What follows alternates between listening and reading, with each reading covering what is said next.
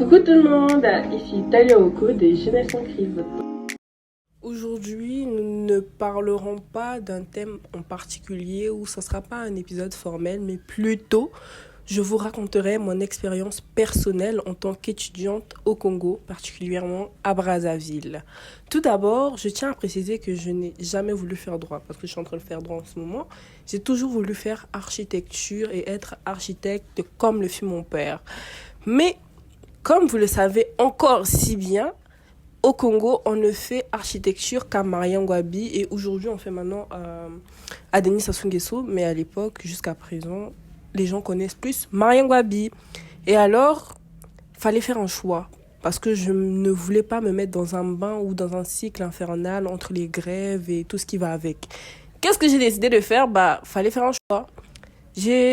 Ma première idée était sur les relations internationales, mais les gens ont essayé de me convaincre du contraire en me disant que non, ça paye pas ici, il faut ceci, il faut cela. Et qu'est-ce que j'ai fait ? J'ai laissé tomber l'idée.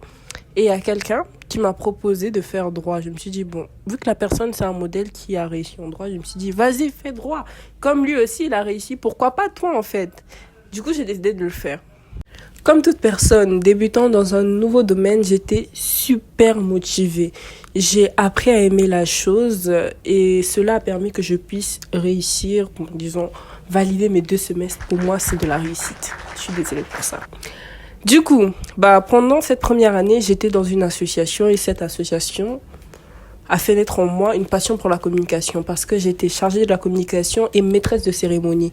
Parler aux gens, ça me procurait un plaisir inné, tu vois. Je sais pas, c'était vraiment naturel. Et par là, arrivé en 2e année, malgré le fait que j'ai sombré dans une petite dépression, je me suis dit pourquoi pas faire communication. Après, j'ai sorti un podcast. J'ai créé une chaîne en ligne où j'ai publié mon premier épisode le 1er janvier 2025. Par ce podcast, j'ai obtenu un stage et dans ce stage-là, j'ai encore plus développé cette passion pour la communication, entre parler aux gens, les reportages, les micro-trottoirs. Cela a développé vraiment une réelle passion pour la chose.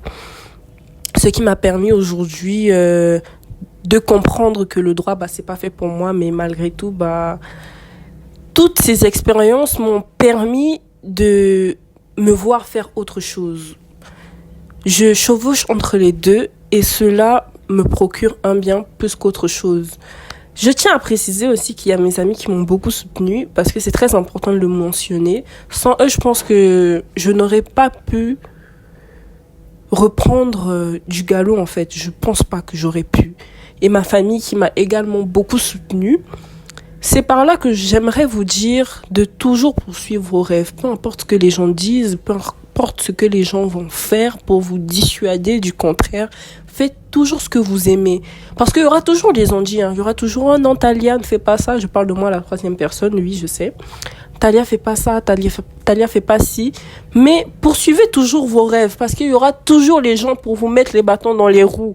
Moi, je vous conseille parce que passer par une dépression, c'est pas facile du tout. Tu te sens seul, vide, pourtant tu es accompagné. Si tu n'as pas des gens qui te connaissent réellement, je pense que tu vas sombrer et finir par continuer à faire ce que tu n'aimes pas pour au final te sentir obligé d'aller au boulot au lieu d'aller au boulot parce que tu aimes faire ton boulot. C'était un petit peu ça, tout ce que je pourrais vous dire, tout ce que je pourrais vous prodiguer comme conseil, c'est de faire ce que vous aimez. De faire ce que vous aimez avec passion, car tout ce qu'on fait par amour est toujours bien fait. Je sais que c'est un peu de la tautologie de répéter les mêmes choses, mais c'était très important. C'était Talia Oko de Jeunesse en crise. À très bientôt. Bisous.